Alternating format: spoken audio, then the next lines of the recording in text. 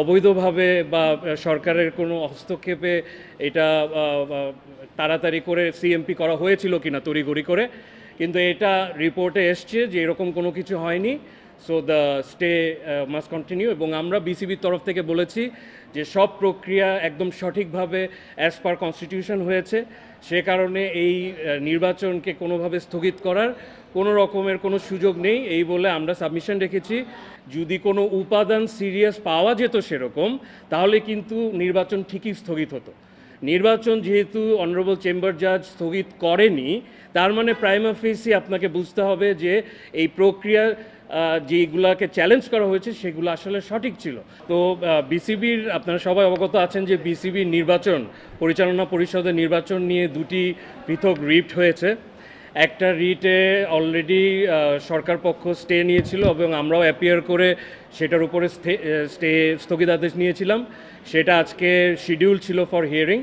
ওইটার মধ্যে একটা ইনকোয়ারি দিয়েছিল যে রিট পিটিশনাররা কমপ্লেন করেছিল যে অবৈধভাবে বা সরকারের কোনো হস্তক্ষেপে এটা তাড়াতাড়ি করে সিএমপি করা হয়েছিল কিনা তড়িঘড়ি করে, কিন্তু এটা রিপোর্টে এসছে যে এরকম কোনো কিছু হয়নি। So the stay must continue, এবং আমরা বিসিবির তরফ থেকে বলেছি যে সব প্রক্রিয়া একদম সঠিকভাবে অ্যাজ পার কনস্টিটিউশন হয়েছে। সে কারণে এই নির্বাচনকে কোনোভাবে স্থগিত করার কোনো রকমের কোনো সুযোগ নেই এই বলে আমরা সাবমিশন রেখেছি, এবং এটাতে মাননীয় চেম্বার জজ আদালত সন্তুষ্ট হয়ে ওনারা স্টেটাকে বর্ধিত করেছে। তার মানে আগামীকালকে নির্বাচন হওয়াতে so far age relates to the first case, যেটা আপনার জেলা এবং বিভাগে যেই চিঠিটা নিয়ে প্রশ্ন করা হয়েছিল সেটা আর রয়েছে না। ইলেকশন উইল প্রসিড, এবং ওই চিঠির কার্যকারিতাও কোনো এটা বহাল থাকবে। দ্বিতীয় একটি কেস হয়েছিল, জনাব ফারুক আহমেদ সাহেব চ্যালেঞ্জ করেছিল 15টি কাউন্সিলর, দ্যাট ইজ 15টি ক্লাবের কাউন্সিলরশিপকে নিয়ে চ্যালেঞ্জ করেছিল, এবং অনারেবল হাইকোর্ট ওটাতে স্টে দিয়েছিল। সেইটার এগেনস্টে আজকে রিট পিটিশনার রেসপন্ডেন্টরা ওই 15টি ক্লাব আজকে সিএমপি ফাইল করেছে। ওইখানেও আমরা অ্যাপিয়ার করেছিলাম।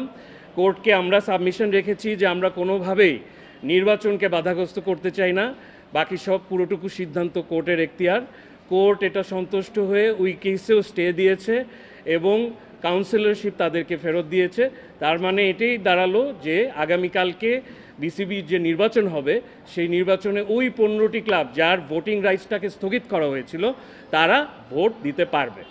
সো ফার অ্যাজ আমাদের বিসিবির তরফ থেকে কনসার্ন, আমরা নির্বাচন সময় মতন করা ইলেকশন কমিশন এবং বিসিবির এটি একটি ম্যান্ডেট ছিল, এবং আমরা এটা সফল করতে যাচ্ছি ইনশাল্লাহ আগামীকাল।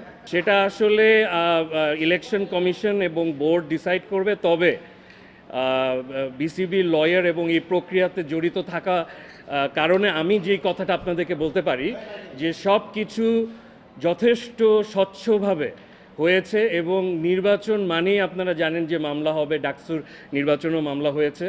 কিন্তু এই মামলাতে যদি প্রাইমা ফেসি যদি কোনো উপাদান সিরিয়াস পাওয়া যেত সেরকম, তাহলে কিন্তু নির্বাচন ঠিকই স্থগিত হতো। নির্বাচন যেহেতু অনারেবল চেম্বার জাজ স্থগিত করেনি, তার মানে প্রাইমা ফেসি আপনাকে বুঝতে হবে যে এই প্রক্রিয়া যেগুলাকে চ্যালেঞ্জ করা হয়েছে সেগুলো আসলে সঠিক ছিল। হ্যাঁ, এটা ঠিক যে হাইকোর্টে এটাকে বিচার করার জন্য ফেরত পাঠিয়েছে, এবং হাইকোর্টে যেই রায় হবে আমরা আশাবাদী যে সেখানেও অনারেবল চেম্বার জাজ যেভাবে করেছে সেভাবেই এটা ডিসাইডেড হবে, এবং এই নির্বাচন অ্যাকচুয়ালি ভ্যালিড হবে। এইটা তো অভিযোগের জবাব একটাই যে এরকম কোনো কিছু ঘটার কোনো সুযোগই নেই। কোন আইন, এটা তো টোটালি একটা আইন বহির্ভূত জিনিস, যেটা করার কোনো ইনস্ট্রাকশন বা কোনো আলোচনা আমি শুনিনি, being the lead lawyer of BCB. So এরকম কোনো কিছু ঘটেছে বলে আমার মনে হয়।